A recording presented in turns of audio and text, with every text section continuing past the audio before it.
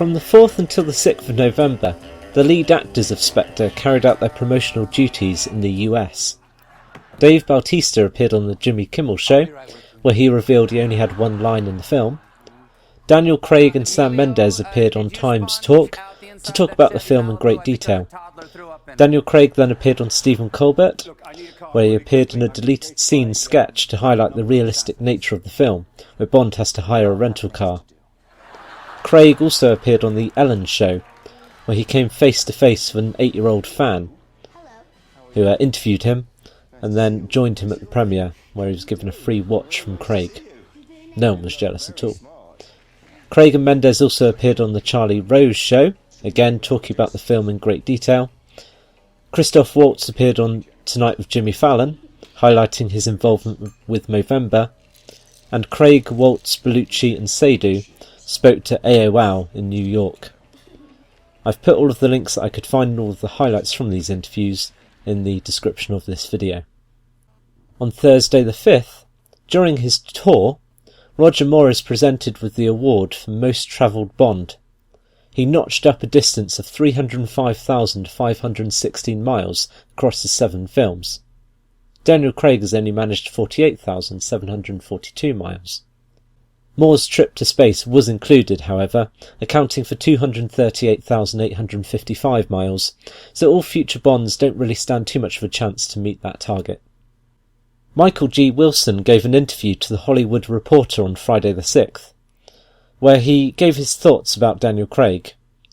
He seemed to think that we've got Daniel Craig for the next film. However, he did go on to say that Craig is no longer under contract, meaning he isn't legally bound to do another Bond film. He confirmed that a decision on who will distribute the Bond films now the Sony deal has come to an end would be decided in January or February, with 3 studios in the running, which seem to be Warner Bros., Lionsgate and Paramount. On the same day, Mendes reiterated that he had no intention to return for Bond 25. He announced this earlier on the year, but he appears to be taking a line out of Craig's book, going away and doing something completely different for the time being. He used the analogy of, you're running your first marathon, and 200 yards from the finish line, some guy shouts, are you going to run another one straight away? It was announced on the 9th of November that the London Film Museum will be extending their Bond in Motion exhibition to include cars from Spectre, from the 18th of November. The DB10, Jaguar CX-75 and Oberhauser's Rolls-Royce Wraith will be available to view, alongside some character costumes. Following on from Sam Smith's record for first #1 Bond theme, Craig, Barbara Broccoli and Leia Seydoux were presented with the Guinness World Record for largest stunt explosion whilst on the promotional tour in China. This was on behalf of Chris Corbould, special effects and miniature effects supervisor of the film. Taking place in Morocco, the explosion required 8,418 litres of fuel and 33 kilograms of explosives. Sony Pictures India released a vlog detailing the filming of it, which was filmed with Craig and Seydoux actually on location, viewing the explosion from a vantage point not that far away. A replica of the Spectre Octopus ring was made available through the 007 shop website. It doesn't come cheap, priced at £145, but does come in a unique display case and has certificate of provenance provided. On the 11th of November, it was announced that the DB10 would be touring the UK this winter, appearing at various Aston Martin dealerships. It looks like the DB10 is being transported to its various locations in a transparent truck. The operating manual for the 3rd scale Aston Martin, available through the 007 shop, appeared on YouTube. Limited to 100 worldwide, with working gadgets controlled by a dashboard remote control, the model is presented on a rolling road. It's an impressive 1.5 metres in length, and it could be yours for just £28,000. However, it does come complete with a certificate, hardback brochure and Skyfall DVD.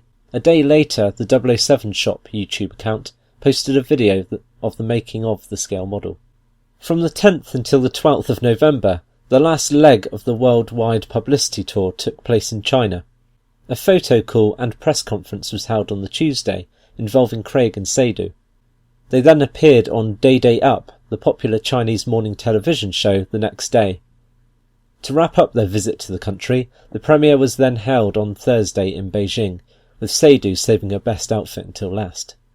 On the 13th, Sam Mendes was awarded the John Schlesinger Britannia Award for Excellence in Directing at the British Academy Britannia Awards in Los Angeles.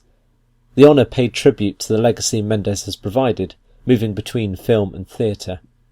Finally, on the 15th of November, early estimates gave the second US weekend for Spectre to be at around $35 million, a drop of just under 50% from the first weekend, the best drop since Casino Royale.